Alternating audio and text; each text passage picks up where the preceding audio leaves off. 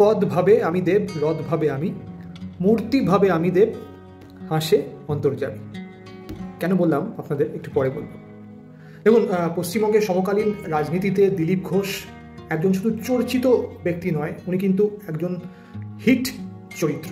প্রচুর ব্লকবাস্টার দিয়েছেন, প্রচুর ব্লকবাস্টার মুহূর্তের কথা বলছি।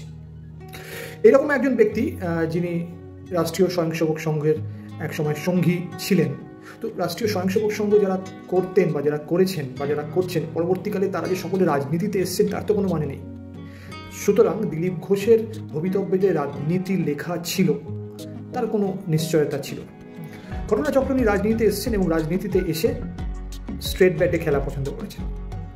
আপনি বাক্য বলুন, কুবাক্য বলুন, যাই হোক না কেন, দিলীপ ঘোষের নিশানায় কিন্তু সবসময় থেকেছে তৃণমূল কংগ্রেস। কিন্তু সমকালীন বঙ্গ রাজনীতি একটু ঘুরে গিয়েছে।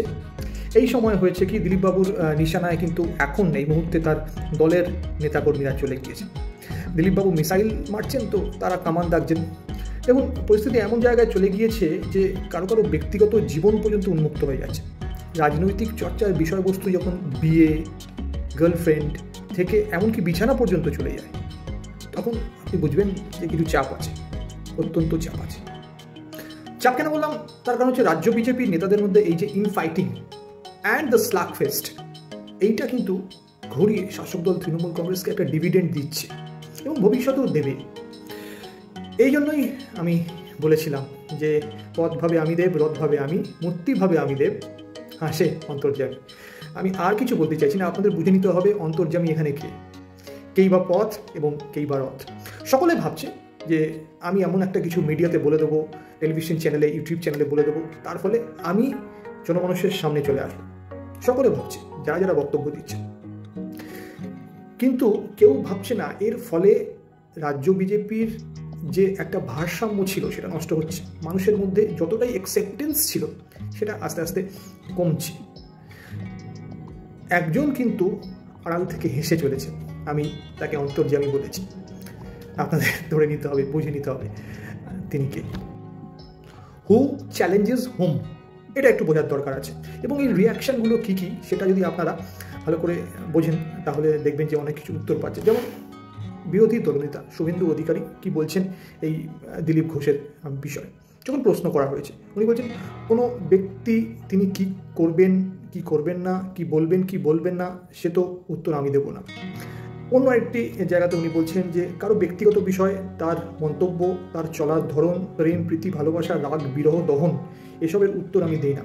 অর্থাৎ নাম না করে উনি দিলীপবাবুকে যেটা বলার সেটা বলে দিয়েছেন এবং তার রিয়াকশানও এসছে। দিলীপ ঘোষও বেশ অফেন্সিভ কিছু কথাবার্তা বলেছে, যেটা হয়তো ঠিক হয়নি। উল্টো দিক থেকেও যেটা বলা হয়েছে সেটাও আমার মনে হয় হয়তো ঠিক হয়নি, ব্যাপারটা ব্যালেন্স করা যেত। তো তার ফলে ডাইরেক্ট বেনিফিশিয়ারি যদি এখানে কেউ হয়ে থাকে তিনি হচ্ছেন মমতা বন্দ্যোপাধ্যায় এবং তৃণমূল কংগ্রেস। এই সমস্ত কিছুর প্রেক্ষাপটটাও মনে রাখবেন যে 2026 নির্বাচন আসার আগে বিজেপির লক্ষ্য হচ্ছে রাজ্যে হিন্দু ভোট একত্রিত করা। এটাই হচ্ছে মূল লক্ষ্য, এটাই হচ্ছে মূল পলিটিক্যাল স্ট্র্যাটেজি। দেখবেন মুর্শিদাবাদ থেকে পেহেলগাম বিজেপির নেতাদের কথার মধ্যে হিন্দু হিত শব্দটা বারবার উঠে এসছে। মুখ্যমন্ত্রী মমতা বন্দ্যোপাধ্যায়কে হিন্দু বিরোধী আখ্যায়িত করার চেষ্টা করা হয়েছে, চিত্রিত করা হয়েছে যে তিনি এবং তার রাজনৈতিক দল তৃণমূল কংগ্রেস হিন্দু বিরোধী।